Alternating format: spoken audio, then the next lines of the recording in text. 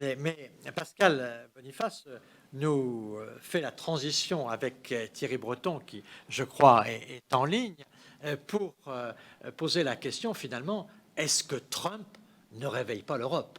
Est-ce qu'au fond, ces maladresses, ces pressions, et finalement, cette tension avec la Chine, est-ce que c'est pas une circonstance qui réveille un peu l'Europe et qui, en tout cas, restimule, et notamment les déclarations que nous avons récemment entendues de la nouvelle Commission montrent qu'il y a sur ces sujets sans doute une nouvelle approche. Mon cher Thierry, je vous salue, je suis très heureux de pouvoir vous accueillir dans ce débat du Futuroscope dont vous êtes le concepteur et dont vous fûtes le directeur, et donc pour lequel nous avons beaucoup de gratitude, vous qui avez été élu de la région Poitou-Charentes avant votre brillante carrière aux finances de la France et aujourd'hui à l'Union européenne. Puisque j'étais auprès de vous, vous étiez auprès de moi, je ne sais plus dans quel ordre ça fonctionnait, mais en tout cas, nous étions ensemble et que vous êtes l'un des ministres des Finances qui a à la fois baissé le chômage et baissé la dette. Je voudrais qu'on regarde un petit peu, mais il n'y en a pas beaucoup qui ont eu ce résultat. En tout cas, Thierry, merci beaucoup de votre présence ici. J'ai plusieurs questions à vous poser. J'ai remarqué dans vos textes récents, notamment dans les Échos, la présence de deux thèmes qui sont très importants. D'abord, la naïveté. Vous dites la naïveté, c'est fini. Ça rejoint un peu ce que Pascal Boniface disait tout à l'heure, cette attitude vis-à-vis de la Chine, mais aussi vis-à-vis sans doute des États-Unis, c'est-à-dire cette pensée un peu de l'indépendance. Ne soyons pas naïfs, la politique internationale, les relations internationales, ce sont des affaires de rapport de force et d'intérêt qu'il faut bien comprendre. Donc, parlez-nous un peu de cette nouvelle vision sur cette lucidité qui doit remplacer la naïveté. Et puis, deuxième thématique très présente, la souveraineté européenne, sa dimension, sa construction, comment pouvoir la promouvoir et en quoi elle est compatible avec la souveraineté nationale. On voit bien qu'il y a dans la nouvelle Commission aujourd'hui une ambition de souveraineté européenne qui fait que certains aspects de la politique passée de l'Union européenne, je pense aux grands groupes, doivent peut-être être mis en cause pour qu'on ait des champions qui puissent assumer une souveraineté de l'Europe. On a beaucoup de questions à vous poser, monsieur le commissaire, mais on ne devrait pas le faire sans d'abord vous avoir exprimé notre grande gratitude pour votre présence parmi nous, comme d'ailleurs toujours. Merci, Monsieur le Premier ministre. Merci infiniment, mon cher Jean-Pierre, pour ces mots. Évidemment, ça me touche beaucoup d'abord d'être parmi vous pour les raisons que vous avez rappelées. Du reste, lorsque j'ai dit à mon épouse que je passais l'après-midi avec vous au Futuroscope, elle m'a dit formidable, on va donc y aller. Vous voyez, voilà. Mais malheureusement, on ne peut pas y aller parce qu'on a des contraintes maintenant sanitaires qui sont assez strictes, en particulier, comme vous le savez, avec la Belgique. Beaucoup de questions, mais en fait, qui vont se résumer à quelques points. D'abord, je voudrais dire que sur les deux thèmes que vous venez d'évoquer, de rappeler, d'abord la fin de la naïveté d'une certaine façon, et deuxièmement la souveraineté. On verra que la souveraineté est un mot un peu ambigu et j'y reviendrai. Je préfère souvent l'autonomie ou la résilience, mais on va y revenir. Sur ces deux thèmes, je voudrais dire que ils étaient déjà portés par la commission von der Leyen, et notamment par moi-même en tant que commissaire au marché intérieur, lorsque j'ai présenté la stratégie industrielle de l'Union. C'était le 10 mars, c'était juste avant l'officialisation de la pandémie par l'OMS. Et donc, on a présenté la stratégie industrielle de l'Union européenne. C'était la première fois, du reste, que je crois qu'on s'est donné les moyens de présenter véritablement une stratégie industrielle.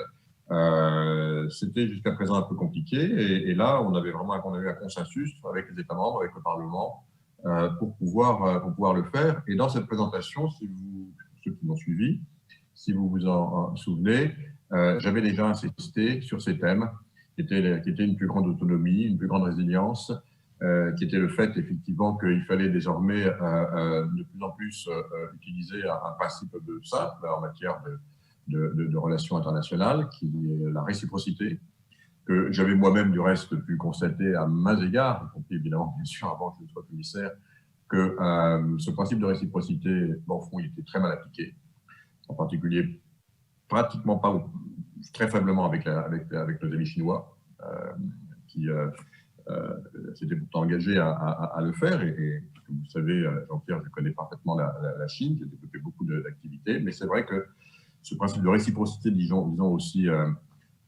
aussi complet que celui qu'on a appliqué, du reste en Europe, n'était pas appliqué. Et puis avec les États-Unis, c'était différent, mais c'était évidemment pas le cas, notamment dans des entreprises qui concernent la technologie, et en particulier dans des entreprises qui concernent la technologie à usage direct ou indirect militaire, mais pas que. Donc ce principe disons, d'une fin d'une certaine naïveté était déjà, je dirais, il était déjà ancré dans cette stratégie industrielle. Mais c'est vrai pour tout ce que vous avez dit du reste auparavant et ce qu'on va voir désormais, ça a été dit à maintes reprises du reste, les crises de l'ampleur de celles que nous vivons sont souvent des accélérateurs de tendance. Cette tendance était déjà là, c'est vrai que c'était un peu nouveau, elle a été évidemment très accélérée par la crise. Alors, qu'est-ce qu'on a voulu dire par cela? Et notamment, j'avais écrit une tribune avec Joseph Borrell, qui est le haut représentant, notre haut représentant, donc, c'est-à-dire la voix de la politique étrangère de l'Union. On avait écrit tous les deux une tribune qui s'intitulait précisément Europe, la fin de la naïveté. C'est vrai que dans les discussions qu'on a pu avoir, et en particulier au cours de la crise, on a vraiment pu ressentir que c'était intéressant du reste, avec les échanges que j'avais moi-même du reste, que ce soit avec le ministre chinois chargé du commerce extérieur ou son homologue américain. Il a fallu quand même taper du poing sur la table à plusieurs reprises parce que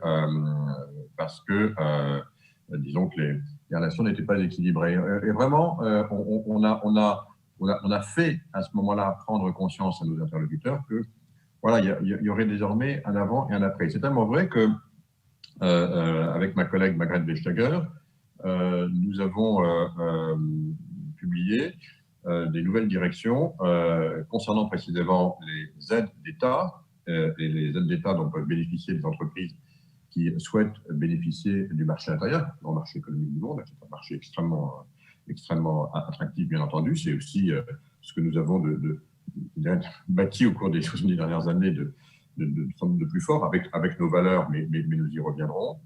Donc,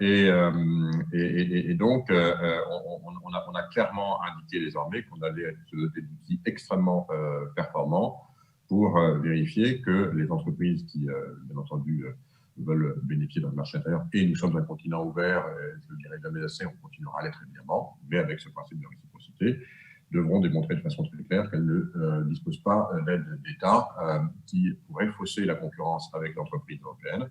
Même chose du reste pour les entreprises non européennes qui souhaitent bénéficier des appels d'offres. On a été, vous savez du reste certainement vous-même, on a été sollicité à de nombreuses reprises par des entités publiques ou parapubliques qui, au cours d'appels d'offres, ont dû répondre, ont voulu répondre, ont répondu à des propositions qui étaient faites par des acteurs des entreprises non européennes, mais dont il s'est avéré qu'elles bénéficiaient d'États très avantageuses et qui pouvaient évidemment et qui avaient faussé la concurrence. Donc là aussi, là, ce sera terminé et ce sera également encore plus régulé pour des entreprises non européennes qui souhaiteraient acquérir des entreprises européennes, bénéficiant là encore d'aide d'État et notamment dans les domaines qui sont les domaines clés, plus stratégiques et notamment en matière de technologie. Donc ça, on l'a fait et ça c'est vraiment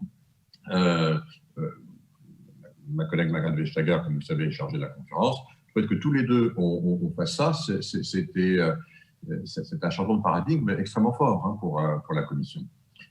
Et y compris en matière de doctrine, où on a vraiment voulu affirmer de façon très claire quelles étaient nos règles. Vous savez, moi, en tant que commissaire au marché intérieur, mon rôle, c'est évidemment de faire en sorte que le marché continue à à être attractif, à être équilibré, mais aussi, bien sûr, qu'on puisse y venir. Et je le répète, nous accueillons évidemment toutes les entreprises non européennes qui veulent y participer, mais mon rôle, c'est de faire en sorte que les règles soient extrêmement claires. Nous avons des règles, et donc on va les rendre de plus en plus claires. C'est aussi un peu ça, la fin de la naïveté, que nos règles soient très claires. Il y a des choses qu'on peut faire et des choses qu'on ne peut pas faire. Et si on ne peut pas les faire, eh bien, on intervient et le cas échéant, on sanctionne. Et ça, c'est quelque chose qui est très important en économie. Hein. Il faut avoir la visibilité. Et donc, notre rôle et mon rôle à moi, c'est de donner aussi cette visibilité, mais voilà, Jean-Pierre, sans naïveté. Donc c'est une illustration précisément de ce que l'on veut dire. Alors, on peut le décliner évidemment dans beaucoup de domaines, y compris évidemment en matière de politique étrangère, mais Pascal Boniface en a bien mieux parlé que moi tout à l'heure. On pourra y revenir si vous le voulez. Mais je crois vraiment que ce concept, vous savez, c'est curieux parce qu'on dit souvent, est-ce que finalement la Commission, on a du pouvoir, on n'a pas de pouvoir. On a vraiment, vous savez, et c'est souvent le cas en politique, on a un vrai pouvoir de la parole. Nous sommes un continent qui fonctionne avec nos règles démocratiques, elles sont ce qu'elles sont. Et au fond, je constate dans l'exercice de mes fonctions tous les jours davantage que à partir du moment où on articule une vision et où on l'appuie sur des faits, eh bien cette vision est souvent reprise par les États membres et de plus en plus partagée. Ben, voyez-vous, c'est un peu ce qu'on a vu avec la fin de la naïveté. Lorsque Joseph Borrell et moi-même, on a écrit cette tribune tous les deux, il y a eu un certain nombre d'États qui ont dit « Ah, mais vraiment, qu'est-ce que vous voulez dire, etc. » Et puis maintenant, la chancelière le reprend, tout le monde le reprend. Voilà, ça fait partie maintenant peut-être un peu de la petite musique de l'Union européenne et nous espérons que ça rentre désormais également dans l'ADN de l'Union. Voilà, rapidement sur la fin de la naïveté. Mais vous aurez encore l'occasion d'en entendre parler parce qu'on le décline vraiment dans toutes nos politiques. Encore une fois, sans ostracisme, mais de façon claire et je l'espère, équilibrée. Alors, le deuxième thème dont on parle beaucoup, et dans la République en particulier, mais pas uniquement, c'est évidemment la souveraineté. Alors, la souveraineté, c'est un concept qui est difficile à manier, autant la fin de la naïveté. Bon, voilà. Bien, la souveraineté, c'est un concept qui est difficile à manier, surtout lorsque on parle de construction européenne, parce que, évidemment, les États sont responsables de leur propre souveraineté. Hein, c'est ce qu'ils font du reste de notre fonctionnement et notre union. Et ils sont évidemment très jaloux. Et c'est normal, et c'est bien, ça doit rester comme ça. Donc on essaye, quand on parle de souveraineté européenne, on a l'impression qu'on va peut-être se substituer à ceci, ce qui n'est absolument pas le cas. C'est la raison pour laquelle j'utilise moi-même ce mot en essayant de l'illustrer pour qu'il n'y ait pas de malentendus. Et que je préfère effectivement parler d'autonomie, de résilience, de souveraineté dans certains domaines. Et en ce qui me concerne, c'est évidemment, vous l'aurez compris, tout ce qui concerne le bon fonctionnement de notre marché intérieur sans être dépendant ou trop dépendant de tel bloc ou de tel autre bloc. Ça a été dit, et je le redis avec mes mots, dans l'accélération des tendances auxquelles je faisais référence tout à l'heure. Il y a évidemment le choc qui est quelque part un peu implicitement le thème de votre colloque, les nouveaux déséquilibres du monde, le choc entre les États-Unis et la Chine, qui est évidemment exacerbé par la politique ou les politiques qui sont menées par le président américain actuel. C'est une évidence, mais qui est assez profonde aux États-Unis, puisque les démocrates partagent beaucoup, du reste partagent en grande partie cette vision des choses. Donc dans ce choc entre ces deux blocs, notre rôle à nous, c'est de faire en sorte que l'Europe soit totalement autonome et ne soit pas le terrain de jeu d'affrontement, notamment industriel, économique et technologique, entre ces deux blocs. On a tout pour faire armes égales, on doit faire armes égales entre ces deux blocs. Les 460 millions d'habitants qui vivent sur le continent européen, sur l'Union européenne, sont parfaitement légitimes à attendre de nous que dans ce conflit, dans ce choc, ce conflit, enfin, au sens large, dans ce choc, disons, eh bien, l'Europe ne soit pas déclassée. Et encore une fois, le terrain de jeu, si je puis dire, de cet affrontement, on pourrait y revenir. On a évidemment un certain nombre d'exemples sur lesquels je maintenant suis extrêmement attentif. Alors, pour revenir donc sur le marché intérieur, évidemment, on a vu, notamment au cours de la crise, là encore, c'était parfaitement indiqué dans la stratégie industrielle. On commençait à indiquer, et c'était quelque chose qui était de plus en plus latent, qu'il fallait commencer à diversifier nos sources d'approvisionnement. Je sais bien que certains disent que maintenant, on va relocaliser à tout. Maintenant, on va tout relocaliser. La mondialisation va continuer. Mais en revanche, ce que la crise nous a montré, c'est qu'il fallait sans doute diversifier nos sources d'approvisionnement, les rendre plus résilientes, et ce faisant accroître évidemment notre autonomie et donc mieux contrôler notre dépendance dans certains domaines. Alors évidemment, les médicaments sont apparus, évidemment, c'est normal, de façon criante pendant cette crise du coronavirus, et notamment tous les Européens se sont rendus compte d'un seul coup que on fabriquait plus de paracétamol en Europe, on n'avait plus de sous antibiotiques, etc. Donc, cette prise de conscience, ce réveil, ce wake-up call, comme on dit en anglais, a été évidemment très accentué par la crise et s'inscrit dans ce que je dis justement, cette espèce de résilience, cette autonomie, cette souveraineté dans certains domaines. Alors on peut penser évidemment aux médicaments, mais on peut penser à tout un tas d'activités, notamment en ce qui concerne l'approvisionnement en énergie, et donc le Green Deal va être pour beaucoup, on pourra y revenir, l'approvisionnement en matériaux critiques, en terres rares. Donc là, je vais faire une communication dès la rentrée sur ces questions. On regarde de façon très attentive, y compris pour commencer à avoir de nouveau des activités de mining, de mines, d'extraction en Europe sur certaines terres rares dont on a identifié qu'elles se trouvaient dans certains pays de l'Union, etc. Et puis, évidemment, pouvoir se mettre en situation de pouvoir rééquilibrer un peu nos approvisionnements, et notamment nos approvisionnements critiques. Mais il y a aussi, bien entendu, le sujet très important et majeur, ça ne vous étonnera pas que je vous en parle cet après-midi, c'est évidemment ce qui concerne la technologie. C'est un sujet absolument essentiel. Ce fameux espace informationnel, Jean-Pierre, vous ne serez pas étonné puisque c'était la base de nos réflexions il y a plus de 30 ans maintenant sur le futuroscope, l'espace informationnel, cette dimension nouvelle qui se superpose aux trois autres, espace territorial, espace maritime, espace aérien. Eh bien, on est vraiment maintenant dedans. Tout le monde en a une conscience très claire. La crise du coronavirus nous l'a démontré au-delà de ce qu'on pouvait imaginer dans nos rêves les plus fous, je dirais, confiner la moitié de la population pour plusieurs semaines de la planète et faire en sorte qu'elle travaille, qu'elle se distrait, qu'elle apprenne à travers les réseaux.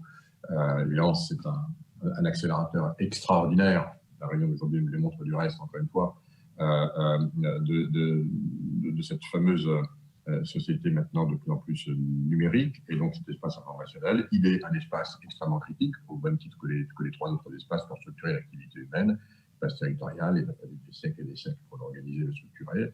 Il était le grand pourvoyeur de nos richesses, le partage de ces richesses, et puis l'espace maritime, là encore beaucoup d'organisations, l'espace aérien, maintenant dans cet espace informationnel, donc il faut bien dire que pour l'instant, c'est encore un peu le Far West. Et donc, il faut l'organiser. C'est un travail de génération. C'est l'une de mes grandes tâches. Je m'y consacre avec ma direction qui est concernée, qui est la DG Connect. Et tout notre rôle, c'est évidemment, là encore, de donner des règles claires, de faire en sorte que tous ceux qui veulent pénétrer, bénéficier de cet espace informationnel, comprennent quelles sont nos règles. On parle pas de la taxe GAFA, on va parler évidemment de tous les aspects qui concernent la démocratie dans cet espace, le respect des personnes, le respect des individus, la désinformation, enfin, tous ces sujets-là sont des sujets extrêmement importants. Je m'entretiens quasiment quotidiennement, du reste, avec tous les grands acteurs des grandes plateformes. Ils savent exactement où je suis extrêmement clair, et les choses évoluent, c'est ça que je tiens à vous le dire. Les choses commencent vraiment à évoluer. Du reste, en train, là, de finaliser un acte législatif qui s'appelle le DSA, le Digital Service Act, qui sera finalisé à la fin de l'année. On est encore en consultation, du reste, si vous avez des idées ou des positions à nous faire connaître, c'est le moment de le faire. Et on légiférera à la fin de l'année pour renforcer, encore une fois, rendre plus lisible aussi et plus équitable, là encore, notre espace informationnel. C'est la fin de la naïveté, c'est la maîtrise de notre souveraineté informationnelle. Alors celle-ci, évidemment, souveraineté informationnelle, elle repose, je vais schématiser, mais sur 3 grands piliers. D'abord, évidemment, il y a les données. Alors, les données, c'est absolument essentiel.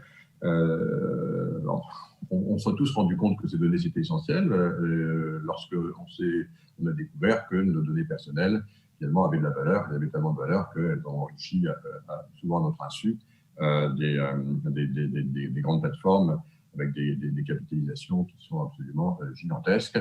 Et donc, c'est une prise de conscience que ces données, elles ont de la valeur et qu'elles, finalement, elles nous appartiennent. Alors, on a réagi en Europe avec les RGPD, c'est pas le début, mais il faut bien appeler un chat un chat. C'est vrai que dans cette première vague de données, les données personnelles, l'Europe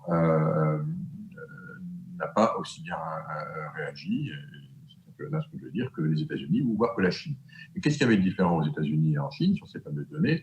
C'est que les États-Unis, c'est un continent qui est un continent américain qui est totalement unifié, donc il y a 330 millions d'internautes qui ont pu partager immédiatement et avoir accès à ces plateformes. La Chine, c'est 1,3 milliard, encore totalement homogène. Et en Europe, on était 27 pays, on était fragmentés. C'est vrai qu'on a raté cette première vague de données personnelles, c'est incontestable. Alors pour autant, a-t-on perdu la guerre des données? Absolument pas, parce que la vraie bataille dans les données, la vraie guerre, la vraie valeur ajoutée, elle est devant nous, et elle est dans les données industrielles. Les données industrielles qui sont notamment portées sur la 5G, et c'est la raison pour laquelle la 5G est regardée avec autant d'intérêt par tous les acteurs qui s'y connaissent, les spécialistes, et évidemment les opérateurs de télécommunications et les États, parce que la 5G va porter une limitation absolument considérable, et notamment dans le domaine des données industrielles, des véhicules connectés, des usines virtuelles, des villes intelligentes, etc., etc., etc. Et là, c'est un tsunami de données qui va être créé. Pour vous donner un ordre de grandeur, on a calculé aujourd'hui que l'ensemble des données de la planète, c'est à peu près 40 zettabytes, c'était 40 000 milliards de données aujourd'hui qui existent. Ce nombre, il double tous les 18 mois. Et donc, à la fin de mon mandat, dans 5 ans, 4 ans et demi, ce sera 175 zettabytes. Donc, on va créer pratiquement 4 fois plus de données qu'aujourd'hui au cours de mon mandat. Et donc, ces données, ce seront essentiellement des données industrielles. Or, l'Europe est aujourd'hui le premier continent industriel, c'est une surprise, quand je le dis, beaucoup plus industrialisé, beaucoup plus de compétences que les États-Unis, et aussi que la Chine. C'est la raison pour laquelle l'Europe est l'objet de tant de convoitises dans ces questions. Il ne faut pas s'y tromper. On est un formidable gisement potentiel de données industrielles. Et là, voilà, j'ai dit, si je peux me permettre, stop. Là, les données industrielles des Européens doivent être traitées, évidemment, processées, stockées en Europe, et doivent bénéficier en priorité, évidemment, aux entreprises européennes. Et donc, on va mettre un certain nombre de garde-fous. On est ouvert, évidemment. On accueillera tout le monde, mais on va mettre des règles extrêmement strictes pour pouvoir le faire. Et en particulier à travers des clouds spécialisés. Donc, c'est l'un des projets que je vais porter, notamment avec Peter Altmaier, qui est le ministre de l'économie allemande. Bruno Le Maire aussi y travaille. Donc, on a décidé d'élargir et de commencer à travailler sur des clouds industriels. Donc, ils vont être ces clouds qui vont être un peu ce qu'on appelle des projets européens d'intérêt public, qui sont ce qu'on a développé des grands projets comme ça pour les batteries. On réfléchit à le faire également pour ces clouds. Ce sont donc des capacités pour les États et pour les entreprises d'investir complètement pour pouvoir précisément avoir ces clouds spécialisés. Et je le dis tout de suite, pratiquement très peu d'entreprises ont cette capacité aujourd'hui, parce que autant les grandes plateformes ont été très bonnes pour développer des clouds pour les données personnelles, parce que je dirais qu'on n'a pas les mêmes critères, les mêmes exigences, les mêmes temps de latence aussi. Pour des données industrielles, c'est beaucoup de sécurité, beaucoup plus. Ce sont des paramètres beaucoup plus exigeants, c'est des temps de latence beaucoup plus raccourcis, évidemment. Une voiture connectée ne peut pas se permettre d'avoir quelques secondes de temps de latence, voire même quelques dixièmes de secondes. Il faut agir aux millisecondes pour pouvoir précisément avoir une action pertinente, et tout le monde le comprendra. Et donc là, c'est des savoir-faire qui sont des savoir-faire différents. pour lesquelles l'Europe a beaucoup de compétences. Donc, on va développer ce premier aspect. Donc, je le résume. Donc, ce sont les données industrielles. On invitera évidemment, comme on le fait partout, également les entreprises européennes, mais ce sont des critères qui seront bien définis. C'est le premier acte, hein, le premier pilier, je dirais, de notre souveraineté nouvelle à venir en matière numérique. Le deuxième, c'est, et ça ne vous surprendra pas, c'est évidemment la puissance de calcul. Parce que pas de puissance de calcul, pas d'intelligence artificielle, pas de traitement, et il faut de plus en plus avoir des puissances de calcul. Ça, c'est un vieux combat, Thierry. Bah, oui, très ancien combat. Le premier n'est pas jeune non plus, mais c'est vrai que c'est un vieux combat, mais c'est absolument essentiel. Sans puissance de calcul, encore une fois, pas de capacité à avoir une autonomie, on va dire, dans notre espace informationnel. Alors, on a évidemment un certain nombre d'entreprises, je ne vais pas les citer, vous comprendrez fort aisément pourquoi, en Europe, de grande qualité, qui permettent de le faire, qui sont dans les 3 ou 4 premiers mondiaux. Mais derrière ça, il faut aussi avoir évidemment la capacité d'avoir des processeurs, des microprocesseurs, les cœurs en fait de ces systèmes, qui soient de plus en plus autonomes et européens. Et ce n'est pas encore le cas, mais là aussi, je pousse énormément pour que nous ayons maintenant une activité. On a des activités évidemment de semi-conducteurs européennes de grande qualité, mais il faut aller beaucoup plus loin. Il faut pouvoir se donner la capacité. S'il y a des spécialistes qui nous écoutent, ils le comprendront très vite, ils verront l'ambition qui est la mienne, à aller jusqu'à 2 nanomètres, c'est-à-dire 2 milliardièmes de mètres. Donc, pour graver ces puces, ce serait vraiment c'est le plus petit, c'est quasiment au cœur de l'infiniment petit de la matière. Après ça, on va rentrer dans les aspects quantiques. Je vais y revenir évidemment. C'est un autre de mes combats, vous le savez, Jean-Pierre. Mais sur cet aspect des choses, donc, il faut absolument que l'Europe se dote de cette capacité. On en a les moyens, on a les compétences, on a les hommes, on a les universités, on a les grandes écoles.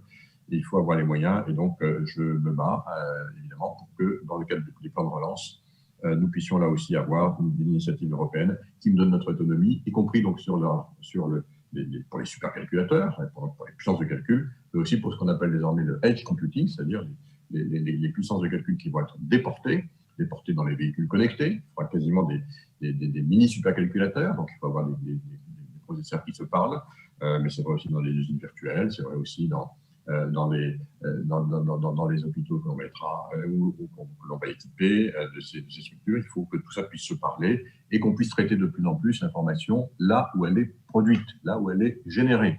D'où cette capacité à avoir des puissances de calcul qui sont à la fois centralisées mais qui sont aussi délocalisées, et notamment au pied de ces fameuses antennes, et notamment ces antennes 5G, d'où les discussions qu'il y a aujourd'hui assez vives sur ces questions.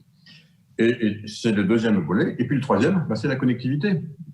Il faut avoir une connectivité qui soit totalement autonome. Alors, la connectivité, c'est 2 choses. Ce sont évidemment des réseaux terrestres. On a des réseaux terrestres de très bonne qualité en Europe. Il faut le dire, bien meilleurs du reste que dans la plupart des continents. Bien meilleurs qu'aux États-Unis, meilleurs qu'en Chine. On est très, très bien connectés. Et en particulier en fibre optique, bien sûr. Il y a évidemment encore des zones blanches. Je sais que c'est un de vos combats, là aussi, et il est parfaitement légitime. Mais ça ne suffit pas. Il faut aussi avoir la connectivité spatiale.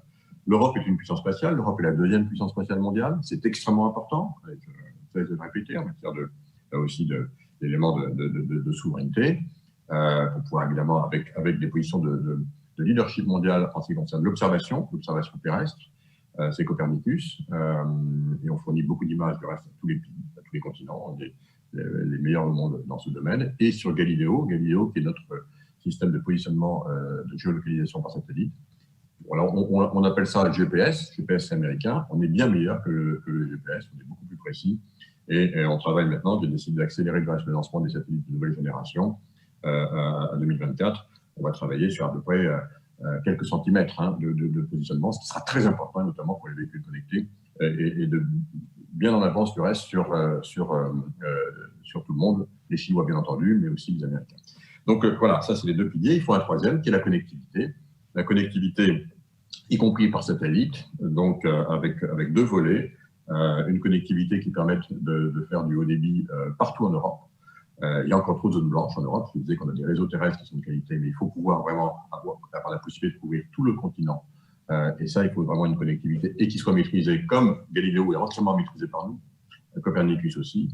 Il y a des procédures qui sont quasiment secret défense sur ces infrastructures qui sont gérées par l'Union et par l'ESA. C'est très important. On est extrêmement performant dans ces domaines, mais il nous faut maintenant le troisième volet, je pense, pour pouvoir maîtriser notre autonomie, notre souveraineté en matière technologique.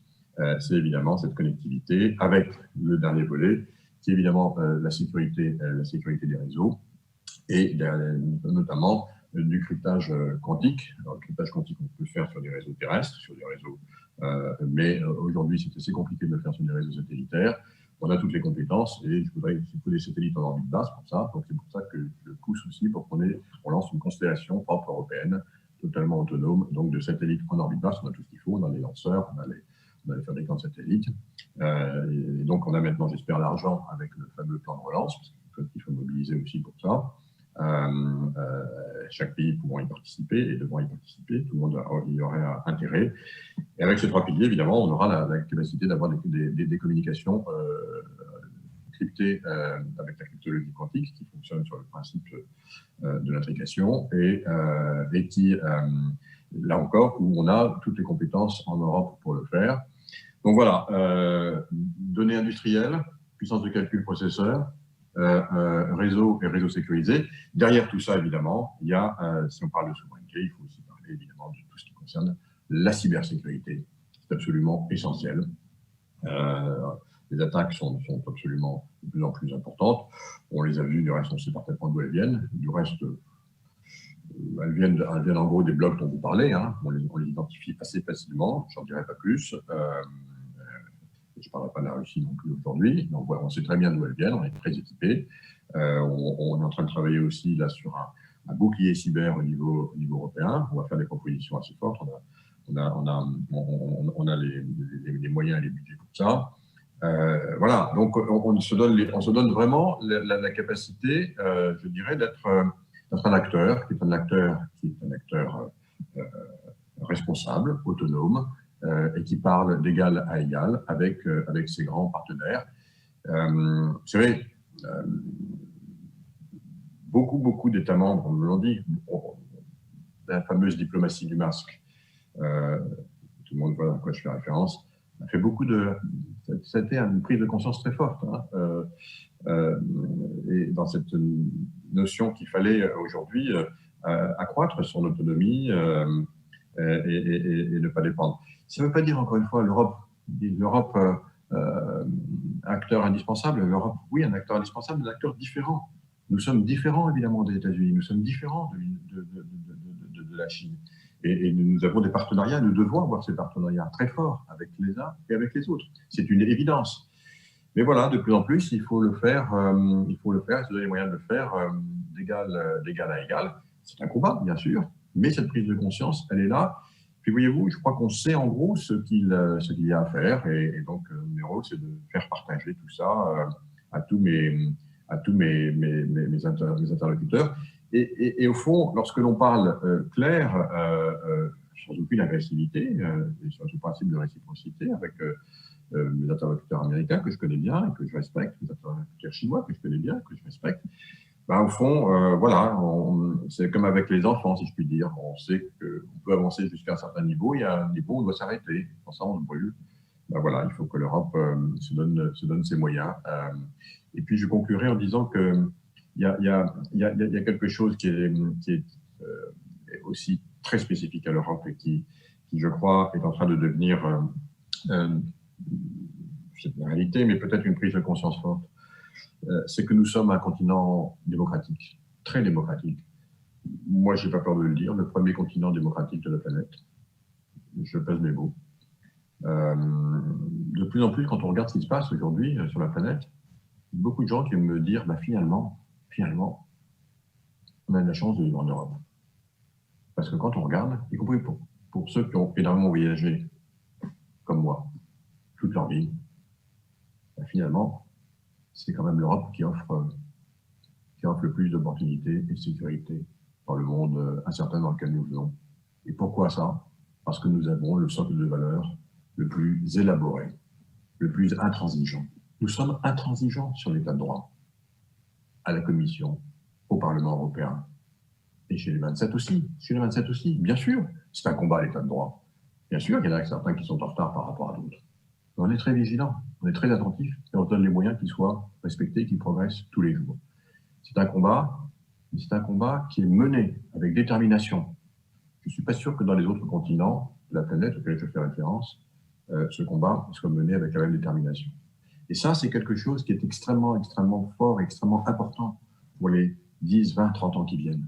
C'est très important pour notre jeunesse.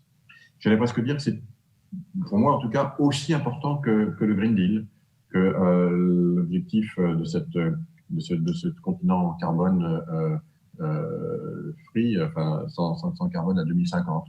C'est un objectif très important, mais vous voyez, c'est un peu lié aussi. Notre objectif d'être le premier continent de renforcer démocratique de la planète et de renforcer ceci semaine après semaine, mois après mois, c'est fondamentalement au cœur de l'ADN européen. Et du reste, quand vous regardez ce qui s'est passé au cours de ces dernières semaines, les 100 jours qui ont changé l'Europe, au cours des 100 jours qui ont changé l'Europe, c'est-à-dire depuis le début de la pandémie jusqu'à aujourd'hui, des tabous incroyables sont tombés, comme jamais on n'aurait pu l'imaginer. Il y a le tabou de la solidarité. L'Europe a démontré une solidarité extraordinaire. Bien sûr, il y a eu des atermoiements au début, mais il y en a eu aussi en Chine. La Chine est venue nous appeler à l'aide au début. Il n'y avait pas assez de masques, pas de ventilateurs. Après, il y a eu des atermoiements, il y en a encore du reste, aux États-Unis. Je ne parle pas d'Amérique latine, même de la Grande-Bretagne. Des atermoiements, il y en a eu partout. Mais assez vite, l'Europe s'est ressaisie. Elle s'est ressaisie, et puis elle a pris les mesures qu'il fallait pour s'exonérer des règles du critère de Maastricht, permettre aux États d'intervenir immédiatement, permettre les aides d'État. Et puis surtout, il y a eu ce sursaut historique qui a été rendu possible par la conclusion de l'accord entre Mme Merkel et M. Macron, et qui fait que pour la première fois dans notre histoire, l'Europe a décidé d'agir solidairement, mais massivement solidairement, en empruntant sur les marchés pour l'Europe. Et ça, personne n'aurait pu imaginer ça possible il y a encore quelques mois, avant la crise. Donc ça rentre maintenant, c'est un acquis majeur. Cette solidarité fait partie maintenant du principe européen. Je tiens à signaler parce que c'est quelque chose qui est extrêmement fort. Vous savez, à partir du moment où on emprunte, vous savez, vous connaissez ma relation à la dette, Jean-Pierre, voilà, il faut la rembourser cette dette, mais on trouvera les solutions de la rembourser. Et donc, ce remboursement, il va se faire en augmentant évidemment les ressources propres de l'Union. Et donc, on va trouver les moyens d'augmenter les ressources propres de l'Union européenne. Ce n'est pas encore l'effet hamiltonien dont certains ont peut-être espéré que ce soit le cas, mais en tout cas, c'est un début. Quand on a 750 milliards d'euros à rembourser, finalement, on trouve les moyens de le faire. Ce sera le moyen, évidemment, pour l'Union européenne de commencer à avoir la capacité de lever de l'impôt aux frontières, pas pour nos concitoyens européens, et donc faire en sorte, comme on le fait déjà pour les droits de douane, que ceux qui vont bénéficier de notre marché intérieur et qui ne respectent pas un certain nombre de règles, payent le différentiel. C'est le cas notamment de la fameuse taxe numérique, une taxe GAFA. Ce sera le cas évidemment de l'ajustement du mécanisme d'ajustement de CO2 aux frontières, dite taxe CO2, et d'autres sujets. Donc, on y travaille. Voilà brièvement ce que je voulais vous dire en introduction. Merci. Merci de cette introduction, mon cher Thierry, particulièrement dense. Je voudrais 3 questions rapides, parce qu'on ne veut pas abuser de votre temps. Premièrement, on a eu une intervention tout à l'heure très intéressante d'Ali Laïdi sur l'état de guerre et la guerre économique. Première question, est-ce que vous sentez que l'Europe est en situation de guerre économique? Est-ce qu'on s'organise en tant que guerre économique? C'est-à-dire que est-ce qu'on a des pressions? On voit que la NSA est venue en Europe défendre ses thèses. On voit que les influences des uns et des autres. Est-ce qu'aujourd'hui, il y a une sorte d'état stratégique pour que l'Europe existe dans cette guerre économique? Première question. Deuxième question, pour ce qui est d'être à armes égales, comme vous le dites, et notamment sur l'espace informationnel, peut-on être en situation de maîtrise de notre espace informationnel si on n'a pas un rôle majeur dans l'intelligence artificielle? Et au fond, l'intelligence artificielle aujourd'hui, quand on regarde la somme des investissements, les Chinois et les Américains écrasent l'Europe en termes d'investissement. Est-ce que là, on a des chances de maîtriser et différents outils. Et puis, troisième question, quel est le rôle aujourd'hui du couple franco-allemand? Parce qu'au fond, dans ces 100 jours, il y a la nouvelle commission, il y a la stratégie nouvelle, la vision qui a eu, celle des élections européennes, etc.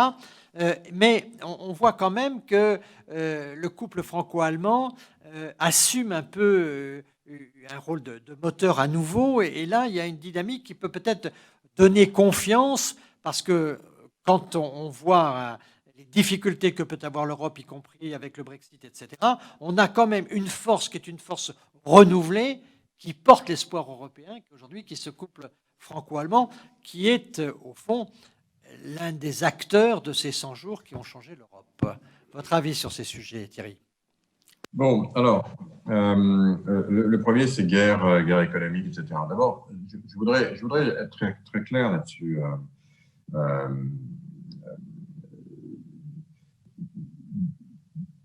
Depuis plusieurs années, et ça ne date pas du reste de la présidence de Donald Trump, ça avait été déjà très clairement initié par Barack Obama, les Américains nous envoient tous les messages pour dire « prenez votre destin militaire en main ».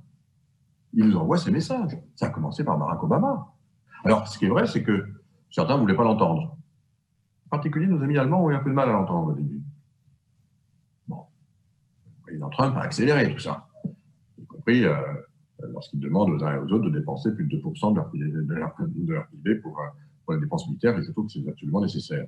Mais on voit bien qu'aujourd'hui, il y a un désengagement des États-Unis en tant que protecteur, notamment protecteur du monde occidental, on va appeler ça comme ça pour simplifier, et avec notamment pour nous, à travers le rôle de l'OTAN, qui est clairement annoncé, il est engagé. Alors voilà, à charge pour nous ça ne va pas désengager du jour au lendemain, même si, évidemment, on a vu que des décisions pouvaient intervenir en ce qui concerne le lieu de stationnement de troupes américaines qui pouvaient être déplacées sans que du reste les uns ou les autres ne soient informés. Vous voyez à quoi je fais référence, c'est les fameux 11 500 soldats américains qui ont quitté l'Allemagne, ou se prêtent à quitter l'Allemagne, pour aller ensuite on ne sait pas trop où, en Europe ou ailleurs. Bon, très bien. Donc cette tendance-là, c'est un fait. Et moi, vous savez, sur le Fonds européen de défense, ça me permet d'en parler. Vous savez, Jean-Pierre, que c'est un sujet sur lequel je travaille et je réfléchis depuis bien avant que je sois commissaire. Le hasard de la vie, parce que la vie imaginative fait que vous êtes l'un de ceux à qui je m'en suis premier ouvert. Vous vous souvenez, c'était en 2016. Et on avait parlé au président Juncker à l'époque. Jamais j'aurais pensé que je devienne un jour celui qui serait en charge de le mettre en œuvre. C'est le cas. On a maintenant entre 8 et 9 milliards donc, qui vont générer 40 à 50 milliards d'investissements pour pouvoir précisément commencer à travailler sur des projets communs et des technologies clés communes. C'est pas rien. Bon, je ne vous cache pas qu'il y a eu beaucoup de discussions, notamment nos amis américains. Au début, ils n'ont pas vu ça d'un très bon œil, et puis voilà, finalement, tout le monde s'y est fait. Et donc, à la fois, effectivement, il faut gérer le fait que ça peut irriter certains, qui estimaient peut-être que l'Europe était une certaine chasse gardée, y compris pour des marchés captifs. Ben non, c'est plus le cas. Mais d'un autre côté, il faut aussi qu'on assume notre responsabilité. Et donc là-dessus, moi, je suis absolument intransigeant, c'est mon rôle. Hein. Voilà, donc on est là encore pas de naïveté, de la discussion derrière. Bon, la NSA, oui, bien sûr, c'est bien la raison pour laquelle j'insiste, et je le dis très clairement, sans acrimonie. Pour nous, moi, je me bats pour que les données européennes soient traitées, stockées, processées en Europe, et notamment dans des localisations, data centers en particulier, ou cloud européen, qui soient uniquement soumis à des législations européennes et pas à des législations extraterritoriales, soit parce qu'on va aspirer les données, soit parce qu'on va pouvoir lancer des actes selon des jurisprudences ou des lois qui ne sont pas européennes. Vous avez suivi mon regard d'un côté ou de l'autre, peut-être même les deux. Très bien. Ben non, voilà, c'est très clair, on le sait. Et maintenant, c'est partagé. Parlons de la 5G une seconde. La 5G, les choses ont été claires. Là aussi, pas d'acrimonie, rien contre personne. Il y a simplement le fait que nous sommes aujourd'hui, contrairement à ce qu'on a dit, le continent européen est le premier continent au monde en matière de 5G. parce que c'est nous qui avons le plus de brevets, plus que n'importe qui, y compris que nos amis chinois. Parce que c'est nous qui avons la plus grande part de marché avec Ericsson et Nokia, plus que nos amis chinois, même réunis. Donc voilà, alors on a dit l'inverse. Ben, c'est pas vrai. C'est pas vrai. Mais donc il faut derrière, oui, bien sûr, là aussi, pour la 5G, on accepte tout le monde, mais on a des règles qui vont être extrêmement strictes et rigoureuses, pour tout le monde du reste. Et soit on les applique, très bien, soit on ne peut pas les appliquer, on fait autre chose. Mais on est obligé, je dirais, sur ces problèmes de données, d'avoir des règles extrêmement strictes qui vont être de plus en plus strictes. Alors derrière, vous avez les alliances, vous avez les partenariats. Les États-Unis, c'est un partenaire, c'est un grand partenaire, y compris en matière de renseignement et de sécurité. Et on le sait, et ça continuera à l'être pour l'Europe pendant longtemps. On partage beaucoup d'informations, y compris en matière de renseignement, et vous le savez parfaitement. Mais du reste, on aurait du mal à travailler les uns et les autres sans ces renseignements partagés. Bon, ben, les données, ça fera peut-être partie des mêmes choses, mais en tout cas, dans des domaines très spécifiques, et encore faut-il qu'on sache où, comment et avec qui. Et tant que ce n'est pas le cas, et ben voilà, on est obligé d'être extrêmement strict, c'est ce que je m'efforce de faire. Donc voilà, pas de naïveté, du temps, bien sûr, il faudra du temps. On a le deuxième budget militaire du monde, très bien, mais il est trop dispersé aujourd'hui. On a 27 avions de combat, c'est absolument incroyable. Il faut les réduire à 3 ou 4. Il faut partager tout ça. Et vous savez, la façon de le faire, ça prendra évidemment des années, mais je suis très confiant sur le Fonds européen de défense parce que la façon dont il a été conçu, et notamment par les équipes de Jean-Claude Juncker, parce que c'est lui qui en avait accepté le principe et qui l'avait inscrit dans le budget de la commission von der Leyen, c'est évidemment d'avoir des projets très stratégiques sur des composants clés, ça peut être aussi des processeurs, ça peut être des technologies quantiques, ça peut être des composants qui peuvent être des composants hybrides, qui sont indispensables à notre industrie de défense, et sur lesquels, avec du logiciel, avec tout un tas d'applications autour, on doit faire travailler pour qu'un projet soit retenu, plusieurs pays, mais aussi des grandes entreprises, et aussi des PME. Ce n'est pas des sémages, mais c'est d'avoir effectivement de forcer ces écosystèmes à partager. Et mon souhait, si vous voulez, c'est que chaque pays de l'Union européenne se sente un peu concerné désormais par la défense, y compris l'industrie de défense. Il y a des compétences formidables en matière de logiciels dans certains pays qui n'ont pas vraiment d'industrie de défense, on va pouvoir les mobiliser.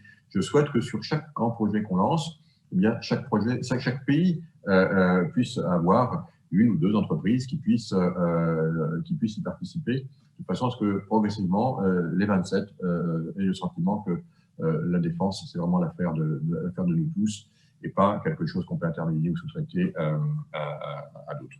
C'est un objectif, ça prendra du temps, mais en tout cas, on se donne les moyens d'y arriver. Là encore, Jean-Pierre, sans naïveté. Alors, la deuxième question, si vous pouvez me la rappeler. La troisième, c'est du coup franco-allemand. Les investissements en matière d'intelligence artificielle, est-ce qu'on peut... Il faut faire très attention sur l'intelligence artificielle, là aussi, énormément de désinformation. L'intelligence artificielle telle qu'on la voit aujourd'hui, l'intelligence artificielle, c'est quoi? C'est 3 éléments. C'est d'abord et avant tout des données. Pas de données, pas d'intelligence artificielle. Pas de maîtrise des données, pas d'algorithmes performants. Donc, il faut des données. Il faut ensuite des algorithmes et il faut des machines apprenantes qui vont faire tourner ces algorithmes avec les données pour en sortir derrière un applicatif qui va réagir dans des situations données avec des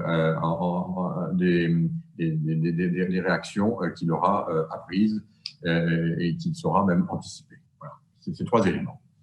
Donc la première chose, c'est les données. Donc la plupart des algorithmes, des applications d'intelligence artificielle que vous voyez sont issues essentiellement de données personnelles.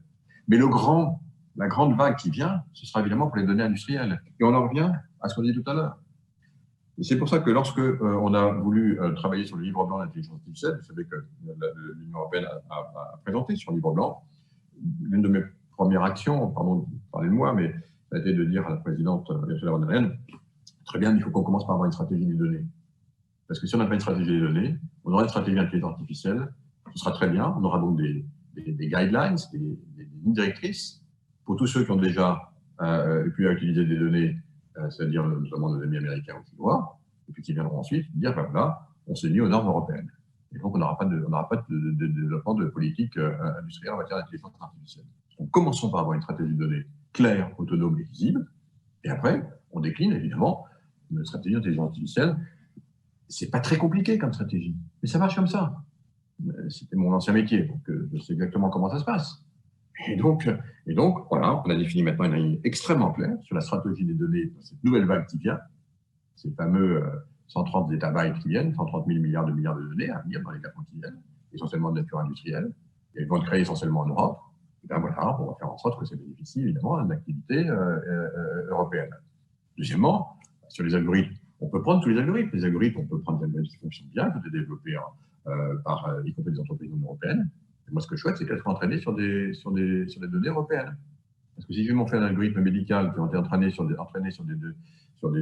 données de patients qui ne sont pas européens, mais ça ne va peut-être pas réagir exactement de la même façon. Je prends cet exemple un peu trivial, pardon. Mais enfin, dans de très nombreux domaines, c'est le cas. Donc, il faut qu'on entraîne ça sur nos données européennes. Et donc, et là encore, on accueillera tout le monde. Mais ce qui fait l'ensemble, c'est pas tellement l'algorithme, c'est bien, c'est pas ce qui est plus compliqué, c'est toute la chaîne qui est compliquée. Et puis derrière, il faut des machines apprenantes. C'est le machine learning.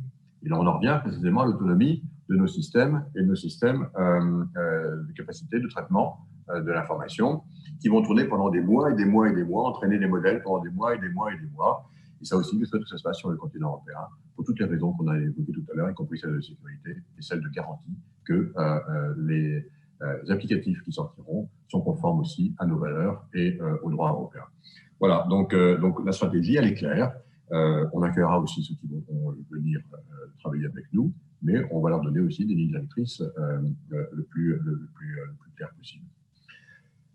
Alors ensuite, sur le couple franco-allemand, c'est vrai que le couple franco-allemand joue un rôle important. Bon, je voudrais juste faire une petite incise là, pour simplifier un peu les choses. J'entends souvent dire oh là là, vraiment à Bruxelles, c'est vraiment une démocratie, ça prend du temps, c'est compliqué, c'est ci, c'est ça, etc. Jean-Pierre, vous savez, j'ai vécu une grande partie de ma vie aux États-Unis et je ne m'attendais pas du reste à occuper la fonction que j'ai l'honneur d'occuper aujourd'hui. J'en suis extrêmement heureux, vous sentez, c'est absolument c'est un immense honneur et c'est aussi évidemment passionnant. Ça fait une synthèse un peu de tout ce que j'ai pu faire dans ma vie. Donc, je suis très heureux de cette mission, bien entendu. Mais tout ce que j'ai vu aussi par le monde m'aide. Bon, moi, je suis arrivé à Bruxelles. Au fond, vous savez ce que ça m'a rappelé, Bruxelles, Jean-Pierre? Ça m'a rappelé Washington.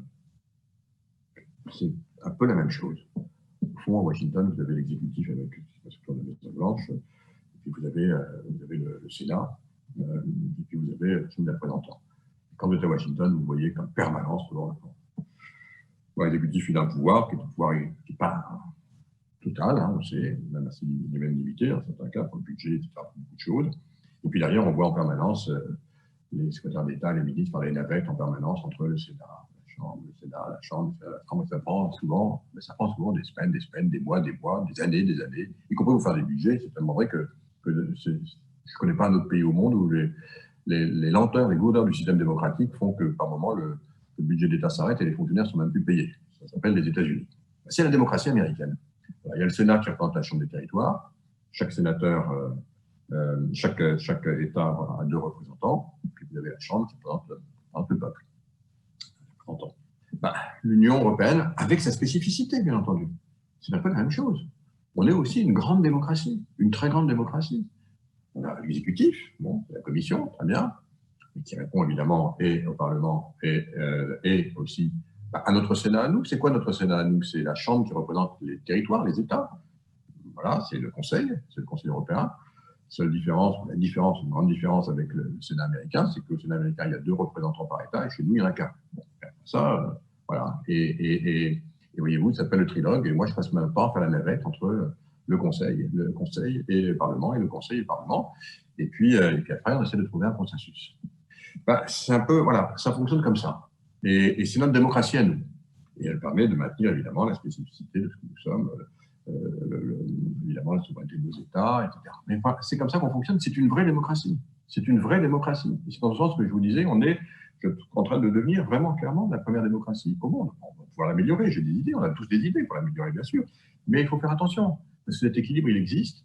Et c'est pour ça que je voulais faire cette introduction pour aborder votre question. Parce qu'évidemment, chaque pays, notamment dans ce que j'appelle, pardon, cette comparaison, je ne m'en voudrais pas, mais ce Sénat européen, ce Conseil où chaque pays est représenté, ben voilà, l'État du Delaware, il estime qu'il est aussi important que l'État de Californie ou de Floride. Et pourtant, ils ne sont pas aussi importants. Ben voilà. Mais c'est vrai que vous avez aussi les swing states. Vous avez des États où, quelque part, ils ont un rôle très, très important et quand ils se mettent ensemble, ça peut faire basculer les choses. Ben, c'est un peu ça aussi pour nous. Mais il faut faire attention.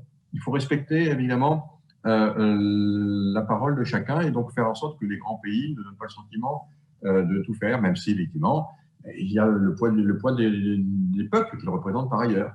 Il faut balancer tout ça. C'est un équilibre subtil. Il faut bien l'intégrer, bien le comprendre pour pouvoir précisément faire avancer ces dossiers. Et ceci étant dit, bien entendu, il y a des forces d'entraînement. Et bien entendu, lorsque la France et l'Allemagne se mettent d'accord, on l'a vu encore récemment sur le plan de relance, c'est un facteur d'entraînement très important.